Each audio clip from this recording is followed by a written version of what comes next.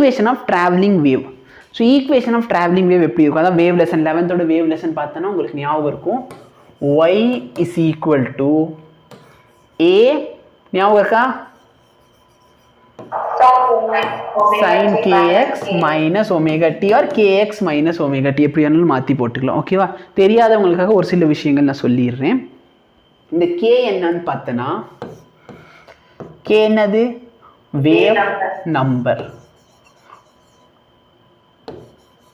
அதாவது 2π by lambda. Omega என்னது? angular frequency which is nothing but 2πf இல்லனா 2π by t. சரியா? இப்போ நல்லா பாரு, வேவ் எப்படி டிராவல் பண்ணும். சரியா? ஸோ இது வந்து 11th வேவ் லெசன் வந்து தரோ பண்ணவங்களுக்கு பிரச்சனையே இருக்காது. இப்போ நல்லா பாரு, சப்போஸ் நான் இதான் வேவ்னு வச்சுக்கலாம். ஓகேவா? இப்போ நல்லா பாரு, நான் வைப்ரேஷன் எப்படி கொடுக்குறேன்? இந்த டைரக்ஷனில் வைப்ரேஷன் கொடுக்குறேன்னா, ஆனால் வேவ் எப்படி ட்ராவல் ஆகுது? இப்படி. அப்போ நல்லா பாரு, இப்படியே ட்ராவல் ஆகுதா வேவ்? கரெக்டாக இல்லையா? அப்போ என்னோட வைப்ரேஷன் எந்த டைரக்ஷனில் இருக்குது? ஒய் ஆக்சிஸில். அப்போ இந்த ஒய் எதை ரெப்ரசென்ட் பண்ணுது? பார்ட்டிக்கல் எந்த டைரக்ஷனில் மூவ் ஆகுது. ஒய் என்னது? Direction of particle. எக்ஸ் என்னது? எக்ஸ் ஆக்சிஸ்ல யார் மூவ் பண்றா? வேவ். வேவோட டைரக்ஷன் சொல்லிக்கலாமா? Very good. அப்ப நம்மளோட பேசிக் ஃபார்முலா என்ன? v is equal to nu lambda வா? கரெக்ட்டா? இப்போ நல்லா பண்ண 2π ல மல்டிப்ளை டிவைட் பண்றேன். நல்லா பா 2π ல மல்டிப்ளை பண்ணிக்க டிவைட் பண்ணிக்க. இந்த 2π நியூக்கு பதிலா நான் ஒமேகா போட்டுக்கலாமா? 2πf இல்லனா 2π mu ஒமேகா.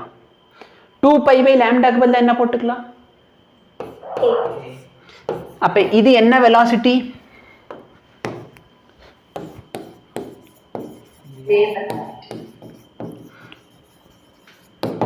சரியா? இது எல்லாமே 11th இதுல வேவ்ஸ்ல தரோ பண்ணி வச்சிருப்பேன். ஓகேவா? நீங்க படிக்கல, அதான ப்ராப்ளம் ஆகுது. சரி, ஒன்றும் இல்லை. இப்போ பார்த்தோன்னா கோஹிரண்ட் சோர்ஸ் பற்றி பார்க்க போகிறோம். என்ன source? Coherent source. What do you mean by coherent source? Two waves with same omega k and. சரியா? இது ரெண்டு சேமாக இருக்கும். ஒமேகாவும் சரி கேவும் சரி எப்படி இருக்கும்? சேமாக இருக்கும். Phase difference between the displacement produced by each of the wave does not change with time. உன்னோட இந்த ஃபையோட வேல்யூ இருக்கு பாத்தியா? அந்த ஃபை ஃபேஸ் டிஃபரன்ஸ் இந்த இடத்துல நான் இன்க்ளூட் பண்ணல, அது வேணா இன்க்ளூட் பண்ணிக்கலாம். நம்ம ஈக்குவேஷன்ல ஃபையை நம்ம இன்க்ளூட் பண்ணிக்கலாம். இந்த ஃபை என்னது? சரியா? சரி, இந்த ஃபை வந்து இனிஷியல் ஃபேஸு. இந்த ஃபை என்னன்னு பார்த்தோன்னா ரெண்டு வேவுக்கு நடுவில். ஸோ நம்ம ரெண்டு வேவ் பற்றி பார்க்க போகிறோம். ஓகேவா? இந்த இடத்துல இனிஷியல் ஃபேஸ் தேவையில்லை எனக்கு. இப்போதைக்கு இனிஷியல் ஃபேஸ் பற்றி தேவையில்லை. சரியா? விட்டுதல்ல. இது என்ன அப்படின்னு பார்த்தோன்னா ரெண்டு வேவ் இருக்குன்னு வச்சுக்கலாம். அந்த ரெண்டு வேவோட குறிப்பிட்ட டிஸ்டன்ஸ்க்கு அப்புறம் இருக்கிற ஒரு ஃபேஸ் டிஃப்ரென்ஸ். சரியா? புரியுதா என்ன சொல்கிறேன்னு? ஃபேஸ் டிஃப்ரென்ஸ் ஒரு ரெண்டு வேவுக்கு நல்ல இருக்க குறிப்பிட்ட ஃபேஸ் டிஃப்ரென்ஸ் பார்த்தோன்னா கான்ஸ்டண்ட்டாக இருக்கணும். எப்படி இருக்கணும்? கான்ஸ்டண்ட்டாக இருக்கணும். அந்த ஃபேஸ் டிஃப்ரென்ஸ் ரெண்டு வேவுக்கு நல்ல இருக்க ஃபேஸ் டிஃப்ரென்ஸ் வந்து ஒரு குறிப்பிட்ட பாயிண்ட்டில் ஃபார் எக்ஸாம்பிள் இந்த பாயிண்ட்ல ரெண்டு வேவோட ஃபேஸ் டிஃப்ரென்ஸ் 0ன்னு சொன்னா நான் எப்போ வந்து பார்த்தாலும் சரி இங்கே ஃபேஸ் டிஃப்ரென்ஸ் எவ்வளோ இருக்கணும்? 0. இந்த பாயிண்ட்ல ரெண்டு வேவுக்கு நல்ல இருக்க ஃபேஸ் டிஃப்ரென்ஸ் 180, அதான் பை. அப்போ நான் எப்போ வந்து பார்த்தாலும் சரி அந்த ரெண்டு வேவுக்கு நல்ல இருக்க ஃபேஸ் டிஃப்ரென்ஸ் எவ்வளோ இருக்கணும்? பை. இங்கே வந்து ரெண்டு வேவுக்கு நல்ல இருக்க ஃபேஸ் டிஃப்ரென்ஸ் 2 சொன்னா எப்போ வந்து பார்த்தாலும் அங்கே ஃபேஸ் டிஃப்ரென்ஸ் எவ்வளோ தான் இருக்கணும்? நல்லா பாரு, ஃபேஸ் டிஃப்ரென்ஸ் இருக்கு. ஆனால் அந்தந்த பொசிஷனில் ஃபேஸ் டிஃப்ரென்ஸ் என்னவா இருக்கு? கான்ஸ்டண்ட்டாக இருக்கு. கரெக்டா? சேஞ்ச் ஆகவே இல்லை. நல்லா பாரு, ஃபேஸ் டிஃப்ரென்ஸ் இருக்குது. இங்கே 0 ஃபேஸ் டிஃப்ரென்ஸ், இங்கே பை, இங்கே 2π, இங்கே 3π, 4π and it goes on. ஆனால் நான் இந்த பாயிண்ட்ல போயிட்டேன், அங்கே ஃபேஸ் டிஃப்ரென்ஸ் எப்பவுமே எவ்வளோதான் இருக்கும்? எனக்கு கான்ஸ்டன்ட் வேல்யூவாக தான் இருக்கும். புரியுதா? கோஹெரென்ட் சோர்ஸ். வெரி. இப்போ இன்டர்ஃபரன்ஸ்னா என்ன? ரெண்டு வேவ் இருக்கு. என்ன இருக்கு? ரெண்டு வேவ். இந்த ரெண்டு வேவை நான் சேர்த்தேன். ஸோ இன்டர்ஃபரன்ஸோட ப்ராக்டிக்கல் ஃபுல்லாகவே நான் நாளைக்கு காமிப்பேன் நினைக்கிறேன். ஓகேவா? ரெக்கார்டடில் அவைலபிளாகவும் இருக்கும். ஸோ சப்போஸ் என்கிட்ட ஒரு வேவ் இருக்கு y1 equal to a1 sin kx plus omega t or minus omega t. இந்த plus minus உனக்கு டைரக்ஷனுக்காக அப்படின்னு உனக்கு தெரியுமா? சப்போஸ் ரெண்டுலையுமே மைனஸ் இருக்குன்னா பாசிட்டிவ் நெகட்டிவ், ரெண்டுலையுமே மைனஸ் இருந்துச்சுன்னா நெகட்டிவ் டைரக்ஷன். அதாவது ரெண்டுலையுமே சேம் சைன் இருக்குன்னு வச்சுக்கலாம். ரெண்டுத்துல இங்கேயும் மைனஸ் இருக்கு இங்கேயும் மைனஸ் இருக்கு அப்போ நெகட்டிவ். ரெண்டுலையுமே ப்ளஸ் இருக்கு அப்பயும் நெகட்டிவ். ஓகேவா? ரெண்டுத்துலையுமே சேம் சைன் இருக்கா அப்போ நெகட்டிவ். ரெண்டுத்துலையுமே டிஃப்ரெண்ட் சைன் இருக்கா, ஒன்ல ப்ளஸ் இன்னொன்ல மைனஸ் அப்போ என்ன வரும்? பாசிட்டிவ். நல்லா பாரு, same sign negative, different sign positive. ஓகேவா? y2 பார்த்தனா இன்னொரு ஒரு வேவ்னு நான் அசியூம் பண்ணிக்கிறேன். பிளஸ் ஒரு 5. இப்போ நல்லா பாரு, இந்த ரெண்டு வேவுக்கு நடுவில் ஒரு டிஃபரன்ஸ் இருக்கா? இதோட ஃபேஸ் எவ்வளோ? kx omega t plus 5. இதோட ஃபேஸ் டிஃபரன்ஸ் எவ்வளோ? kx minus omega t. அப்போ இது ரெண்டுத்தையும் நான் சப்ராக்ட் பண்ணேன்னா எனக்கு ஃபேஸ் டிஃபரன்ஸ் இருக்குமா இருக்காதா? 5 ஒரு ஃபேஸ் டிஃபரன்ஸ் இருக்கா? ஓகே இருக்கு. இப்போ இன்டர்ஃபரன்ஸ்னா ரெண்டு வேவை நான் என்ன பண்ண போறேன்? ஆட் பண்ண போறேன். என்ன பண்ண போறேன்? ஆட் பண்ண போறேன். இங்க ரெண்டு வேவுமே பார்த்தனா கோஹெரென்ட் வேவ். கோஹெரென்ட் வேவ்னு சொன்னா ரெண்டு வேவோட ஒமேகா சேமா? சேமா இருக்கு. இங்க ரெண்டு வேவோட கே சேமா? Very good. புரியுதா? 5 வந்து சேஞ்ச் ஆகலாம். இப்போ இந்த ரெண்டு வேவை நான் என்ன பண்ண போறேன்? ஒன்றுக்கு மேலே ஒன்று சேர்க்க போகிறேன், சூப்பர் இம்போஸ் பண்ண போகிறேன். ரெண்டு பேருக்கு கல்யாணம் பண்ணி வைக்க போகிறோம். ஓகேவா? ரெண்டு பேர்த்த சேர்த்து வைக்க போகிறோம். சரியா? என்ன வேலை பார்க்க வைக்கிறாங்க? ஓகே. இப்போ சேர்த்து வைக்கிறேன்னு சொன்னால் நான் யூஸ் பண்ண போகிற மெத்தட் என்னென்னா வெக்டார் இல்லைன்னா ஃபேஸார் மெத்தட். என்ன method? Vector method R phasor method. Interference நடக்கணும்னா கண்டிப்பாக கோஹெரென்ட் சோர்ஸ் வேணும். என்ன சோர்ஸ் வேணும்? கோஹெரென்ட் சோர்ஸ்னா என்ன? Two waves which have same k, same omega. ஓகேவா? அண்டு அவங்களோட ஃபேஸ் டிஃப்ரென்ஸ் பார்த்தனா is constant between a constant displacement. ஒரு குறிப்பிட்ட டிஸ்பிளேஸ்மெண்ட் இல்லை, at fixed point the phase difference is fixed. சரியா? இந்த சூப்பர் அதுக்கு என்ன கேட்பாங்க? இன்டர்ஃபரன்ஸ் ஆஃப் வேவ்னா என்ன? இன்டர்ஃபரன்ஸ்னா என்ன? வென் டூ வேவ்ஸ் இல்லைன்னா when two coherent sources superimpose. அப்போ பிரச்சனை சூப்பர் இம்போஸ்னா என்ன? சூப்பர் இம்போஸ் சொன்னாலும் சரி, சூப்பர் பொசிஷன் சொன்னாலும் சரி, ரெண்டுமே சேருது. ஓகேவா? எலக்ட்ரிக் ஃபீல்டில் பார்த்தோமா superposition of electric field, ஃபோர்ஸில் பார்த்தோமா அப்படின்னா என்ன? எல்லாத்தோட வெக்டார் சம் சேர்க்க போகிறோம். கரெக்டா? அப்போ வென் டூ வேவ்ஸ் இல்லைன்னா டூ கோஹெரென்ட் வேவ் சூப்பர் இம்போஸ் இல்லைன்னா ஆட். ஓகேவா? இந்த ப்ராசஸோட பேர் தான் என்னது? இன்டர்ஃபரன்ஸ். புரியுதா? சரி, இதோட பியூட்டி என்னன்னா நல்லா பாரு. சப்போஸ் இங்கே வந்து ஒரு பையன் கத்திக்கிட்டு இருக்கான், இங்கிலேருந்து இன்னொரு பையன் கத்திக்கிட்டு இருக்கான். ரெண்டு பேர் கத்துனாங்கன்னா சத்தம் அதிகமாக தான் கேட்கும். கரெக்டாக இல்லையா? ஆனால் இன்டர்ஃபரன்ஸை பொறுத்தவரைக்கு அப்படி இருக்கணும்னு அவசியம் இல்லை. ஒரு குறிப்பிட்ட இடத்துல பார்த்தீங்கன்னா இவங்க ரெண்டு பேர் பேசுறது எனக்கு நல்லிஃபை ஆகி எனக்கு சவுண்டு கேட்காமலும் இருக்கும். ரொம்ப ஷாக்கிங்காக இருக்கா? சவுண்டு வந்து சைலன்ஸையும் கொடுக்கலாம். ஓகேவா? அதான் வந்து இன்டர்ஃபரன்ஸோட பியூட்டி. இப்போ நல்லா பாரு, இது வந்து நான் லைட் சோர்ஸ் வச்சுக்கிறேன்னு வச்சுக்கலாம். ரெண்டு லைட் சேர்ந்து எனக்கு என்ன கொடுக்கும்? இன்னும் பிரைட்டாக தானே கொடுக்கும். ஆனால் உனக்கு நான் காமிப்பேன், ரெண்டு லைட் சேர்ந்து எனக்கு டார்க்னஸும் கொடுக்கலாம். என்ன கொடுக்கலாம்? டார்க்னஸும் கொடுக்கும் ஒரு குறிப்பிட்ட பாயிண்ட். இது வந்து நம்ம டே டு டே லைஃப்பில் பார்க்க முடியாது கண்ணால். இது பார்த்தோன்னா ரொம்ப மைக்ரோ லெவலில் தான் நடக்கும். சரியா? அப்போ லைட்டு சேர்ந்து எனக்கு இன்னும் பிரம்மாண்டமான பிரகாசம் கொடுத்தாங்கன்னா அது பேர் இன்டர்ஃபரன்ஸ். என்ன இன்டர்ஃபரன்ஸ்? Constructive interference. ரெண்டு பேர் சேர்ந்து வாழ்க்கையில் உருப்படுறாங்க, they are constructing each other. அதே வந்து ரெண்டு பேர் சேர்ந்து வீணா போறாங்கன்னா அது வந்து டிஸ்ட்ரக்டிவ் இன்டர்ஃபரன்ஸ். ஓகேவா? புரியுதா? ஓகேவா? ஓகே. சரி, இப்போ நல்லா பாரு, இதான் ரெண்டு வேவ். இது என்னது? ரெண்டு வேவ். இப்போ இந்த ரெண்டு வேவ் சேருதுன்னு வச்சுக்கலாம். இது ரெண்டு வேவ், இது நான் ரெண்டு வெக்டார்னு கன்சிடர் பண்ணியிருக்கேன். ரெண்டு வெக்டார்னா ஆட் பண்ணால் எனக்கு என்ன ஆகும் சொல்லு? இது ஒரு வேவ், இது ஒரு வேவ். கரெக்டா? இது ஒரு வேவ், இது A1. இன்னொரு வேவ் பார்த்தனா ஒரு குறிப்பிட்ட 5 டிஃப்ரென்ஸ்க்கு அப்புறம் இருக்கா? அப்போ இதுனா 5 ஆங்கிள். அப்போ இது வந்து என்னோட இன்னொரு வேவ் A2. அப்போ நான் இது ரெண்டுத்தையும் ஆட் பண்ண எனக்கு ரிசல்டன்ட் என்ன கிடைக்கும்? resultant is equal to a1 square plus a1 a2 correct இல்லையா? any difficulty? very good. இதே மாதிரி ஃபார்முலா படிச்சிருக்கோமா? எலக்ட்ரிக் ஃபீல்டில் பார்த்தோம், நிறைய வெக்டார் பண்ணுறப்ப பார்த்துருப்போம். Okay, suppose a1 equal to a2 equal to some constant. a1 a2 எல்லாமே கான்ஸ்டன்ட் ஆயிடுச்சுன்னா, அதாவது கான்ஸ்டன்ட் இல்லை, is equal to some a, அதாவது ரெண்டோட மேக்னிடியூட் சேம். அப்போ என்ன ஆயிரும்? 2a cos theta இல்லைன்னா cos phi by 2. கரெக்டா? இந்த ஃபார்முலா பார்த்துருக்கோமா? இல்லை, ஞாபகமே இல்லை. சரி விடு, இந்த டெரிவேஷன் 10வது இடத்து தாண்டி போயிட்டுக்கிட்டு இருக்கோம். ஓகே, நல்லா பாரு, இது a இது a, அப்போ 2a square plus 2a square cos phi. இந்த இடத்துல 2a நீ காமன் எடுத்தனா 1 ப்ளஸ் cos phi. கரெக்டா? cos 2 theta ஃபார்முலா என்ன? 2 cos square theta plus 1. அப்போ இந்த எல்லா ஆங்கிள் நான் 2ஆல் டிவைட் பண்ணிடுறேன். அப்போ என்னோட cos theta என்ன கிடைக்கும்? இல்லை, 2 cos square theta plus 1 minus 1 minus 1.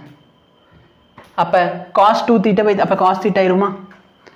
plus minus நீங்கள் எடுத்து plus 1 equal to 2 cos square theta by 2.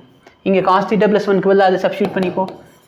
2a into 2 cos square 5 by 2. நல்லா பட் 2 2s are 4, ரூட்டுக்கு வெளியே எடுத்தா 2. இங்கே a ஸ்கொயர் ரூட்டுக்கு வெளியே எடுத்தா a, cos ஸ்கொயர் ரூட்டுக்கு வெளியே எடுத்தா புரியுதா? இதான் என்னது? ஆம்ப்ளிடியூட். ஆம்ப்ளிடியூட்ல இருந்து உன்கிட்ட இன்டென்சிட்டி கேட்டாங்கன்னு வச்சுக்கலாம். ஆம்ப்ளிடியூட்ல இருந்து என்ன கேட்குறாங்க? இன்டென்சிட்டி. இன்டென்சிட்டி பார்த்தோன்னா ஒன்றுமே கிடையாது, ஸ்கொயர் ஆஃப் த ஆம்ப்ளிடியூட். ஓகேவா? அப்போ இது ஸ்கொயர் பண்ணால் என்ன கிடைக்கும்?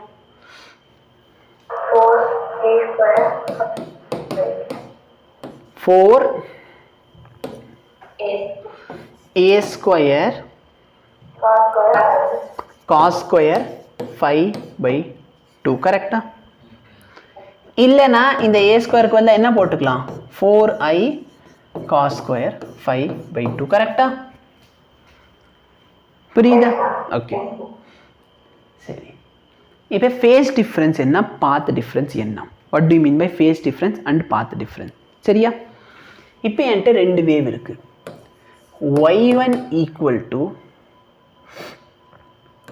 a sin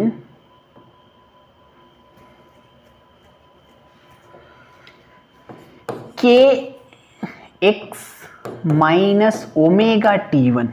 இது ஒரு வேவ். சரியா? Omega t1 a sin kx minus omega t2. ஓகேவா? தண்ணி குடிக்கிறேன்னு குடிச்சுக்கோ, டம்ளர் இல்லையா? உள்ளே இருக்குன்னு நினைக்கிறேன். இப்போ ரெண்டுத்துக்கு ஃபேஸ் டிஃப்ரென்ஸ் எவ்வளோ? இது ரெண்டுத்தையும் சப்ராக்ட் பண்ணிடு. ஃபேஸ் டிஃப்ரென்ஸ் எவ்வளோ வருது சொல்லு. ஏதாச்சும் ஒன்லேருந்து இன்னும் சப்ராக்ட் பண்ணிடு. Omega of t2 minus t1. கரெக்டா?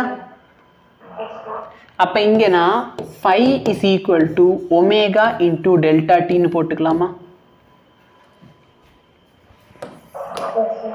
இது டெல்டா டி என்னது? Time difference. 5 என்னது?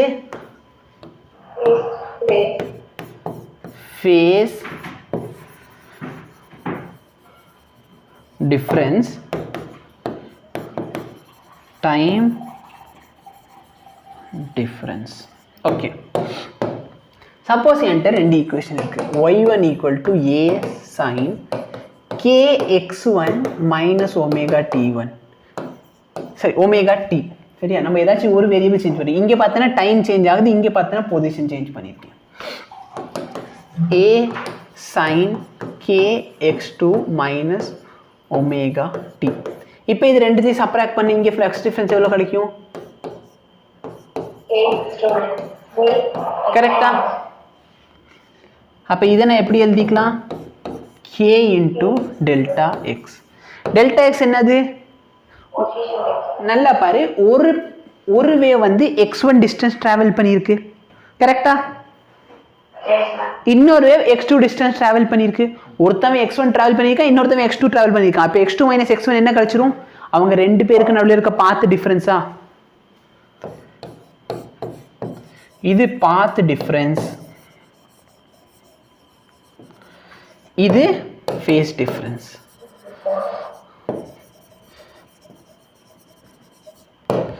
ரொம்பவே சிம்பிள். நல்லா பார், ஒமேகா கூட டி வருமா, கே கூட எக்ஸ் வரும், அவ்வளோதான். புரியுதா? கரெக்டா? ஓகே. அப்போ அங்கே phi is equal to K into delta எக்ஸா? கேவோட வேல்யூ என்ன? Into delta X. புரியுதா? அப்போ சப்போஸ் உனக்கு ஃபை தெரியும்னா நான் டெல்டா எக்ஸ் எப்படி எழுதிக்கலாம்? lambda by 2 pi into 5. சரியா? any difficulty?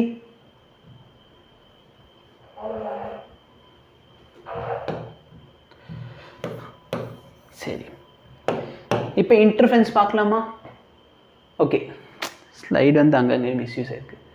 சரி, இன்டர்ஃபரன்ஸ் பார்த்தோன்னா எதில் பாசிபிள்னா வேவ் இருந்தாலே போதும். அது வந்து லைட் வேவாக இருந்தாலும் சரி, இல்லைன்னா சவுண்ட் வேவாக இருந்தாலும் சரி, இன்டர்ஃபரன்ஸ் கண்டிப்பாக நடக்கும்.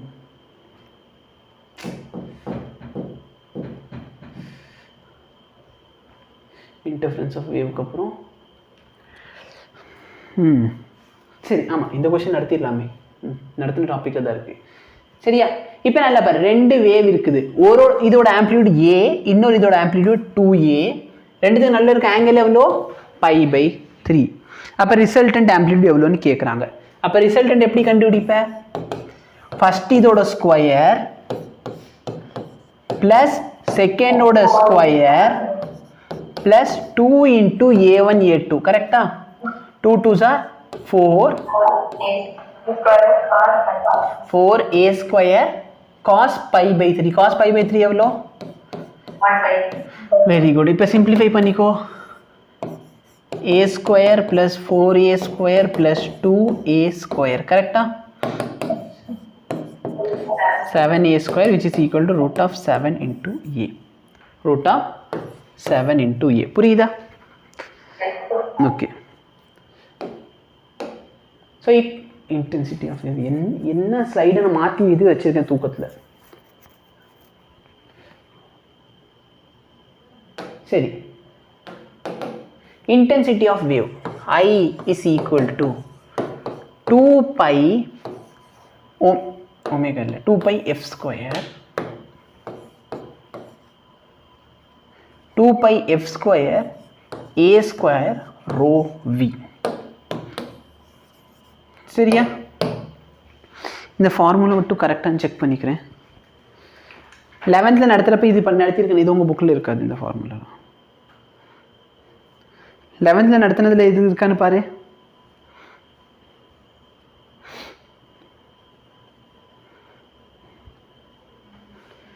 யாருமே 11th படிக்கலையா என் கூட?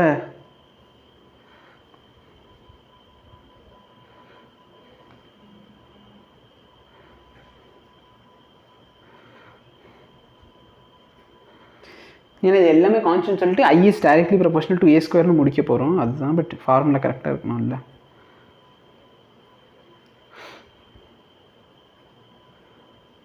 Two by f a square rho into v. Okay. So இதில் பார்த்தோன்னா இது எல்லாமே சப்போஸ் நான் கான்ஸ்டன்ட் எடுத்தால் என்னோட I intensity is proportional to ஏவோட ஸ்கொயர். கரெக்டாக? இது ரொம்பவே முக்கியம். இது மட்டும் நோட் பண்ணிக்கோ. அது மேலே இருக்கிறது ஃபார்முலா, அது சும்மா இருந்தால் போதும். பட் ரொம்ப முக்கியம் என்னது? இன்டென்சிட்டி இஸ் ப்ரொபோர்ஷனல் டு ஐயோட. intensity is proportional to square of the amplitude. இருக்கிற amplitude நான் ஸ்கொயர் பண்ண என்ன கிடைக்கும் எனக்கு? intensity. சரியா?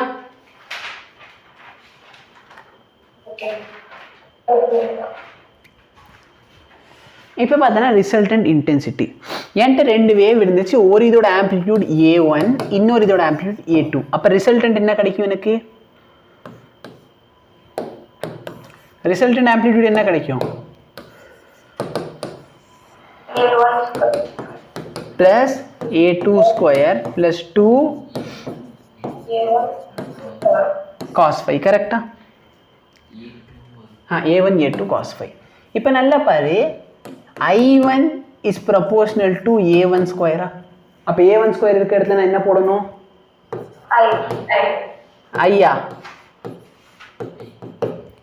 ஐயா ரூட் ஆஃப் ஐயா.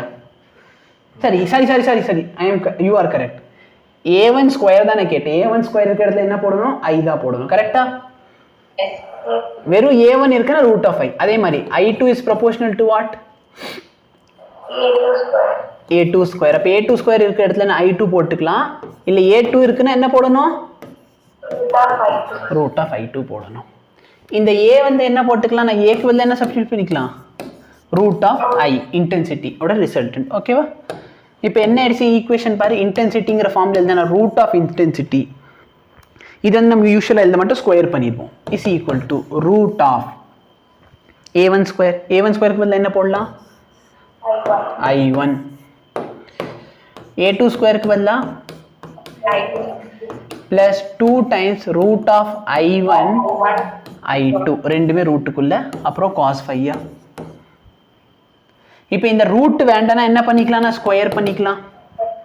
கரெக்டா? அப்போ எனக்கு ஸ்கொயர் பண்ண என்ன கிடைக்கும்?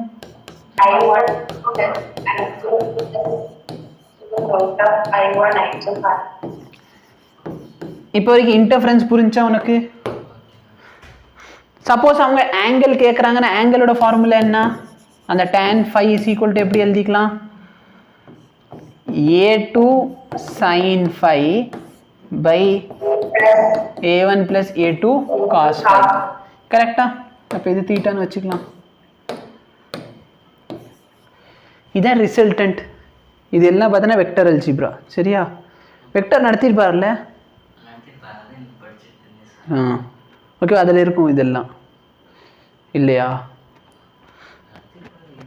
இருக்கும். சரி, இப்போ நல்லா பாரு, ratio of intensity of two wave.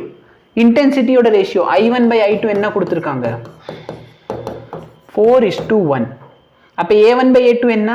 நல்லா பாரு, i1 by i2 நான் வந்து a1 ஸ்கொயர் ப்ளஸ் a2 ஸ்கொயரா? இதோட மொத்த வேல்யூ என்ன? 4:1. அப்போ இதை வந்து நான் a1 by a2 the whole square equal to 4/1 போட்டுக்கலாமா? அப்போ a1 by a2 என்ன?